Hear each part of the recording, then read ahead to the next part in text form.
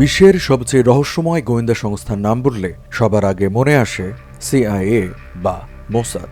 কিন্তু আমাদের এই উপমহাদেশে চুপচাপ, নীরবে, ঠান্ডা শীতল কিন্তু প্রবলভাবে সক্রিয় আছে আরেকটা শক্তিশালী নাম, র, অর্থাৎ রিসার্চ অ্যান্ড অ্যানালাইসিস উইং। আজ বলছি সেই র এর গল্প। একটা গোয়েন্দা সংস্থার নয়, বলছি একটা নীরব যুদ্ধের গল্প যা অনেকেই জানেন না। শুরুটা জানতে হলে আমাদের ফিরে যেতে হবে 1962 সালে চীন ভারত যুদ্ধ, যা এক কঠিন পরাজয়ের নাম ভারতের জন্য। এরপর 1965 পাকিস্তানের সঙ্গে আরেকটা যুদ্ধ।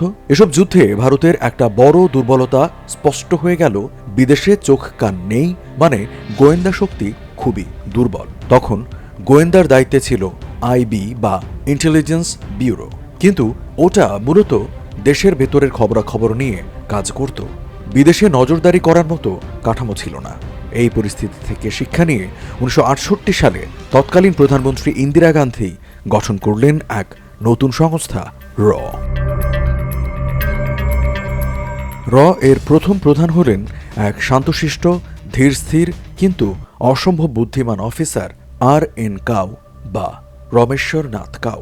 কাউ ছিলেন এমন একজন যিনি নিজের কাজ দিয়ে নিজের পরিচয় দিতেন। কোনো প্রচারের দরকার হতো না। তার হাত ধরেই শুরু হয় র এর যাত্রা।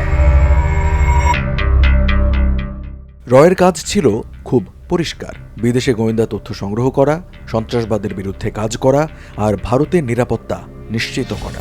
আর সংস্থাটি শুরুতেই দেখিয়ে দিল নিজের দক্ষতা।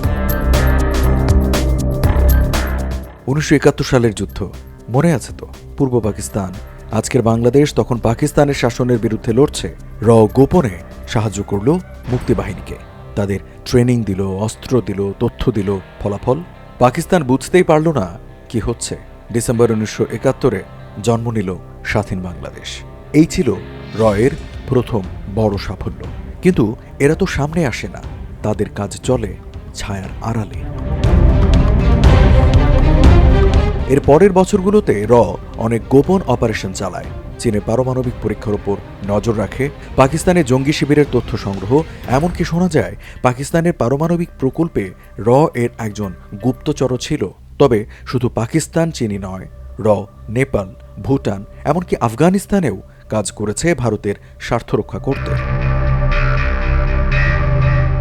সবকিছুতেই যে তারা সফল তা কিন্তু নয়। শ্রীলঙ্কার গৃহযুদ্ধে র এর ভূমিকা নিয়ে বিতর্ক আছে। বিদেশি রাজনৈতিক আন্দোলনে হস্তক্ষেপের অভিযোগও উঠেছে অনেক সময়। কিন্তু মনে রাখতে হবে, র মানেই সিনেমার মতো বন্দুক হাতে দৌড়ানো নয়। এটা একটা চুপচাপ যুদ্ধ, তথ্য, প্রভাব আর কৌশলের যুদ্ধ। র এর কোনো মুখপাত্র নেই, পত্রিকায় বিজ্ঞাপন দেয় না। এর এজেন্টরা অনেক সময় নিজের পরিবারকেও বলতে পারেন না তারা কি করেন। তাদের জীবনের অর্থই নীরবতা। কারণ যখন তুমি 140 কোটির একটা দেশের নিরাপত্তা রক্ষা করো, তখন শব্দ নয়, নীরবতাই সবচেয়ে বড় অস্ত্র। এই ছিল র এর গল্প। একটা সংস্থা যাদের হাত সবসময় দেখা যায় না, কিন্তু প্রভাব দেখা যায় সবখানে। সীমান্তে যখন উত্তেজনা বাড়ে, যখন কূটনৈতিক বৈঠকে মুচকি হাসি লুকিয়ে থাকে, তখন কোথাও না কোথাও র নিজের কাজ করে চলেছে, নীরবে কিন্তু শক্তিশালী।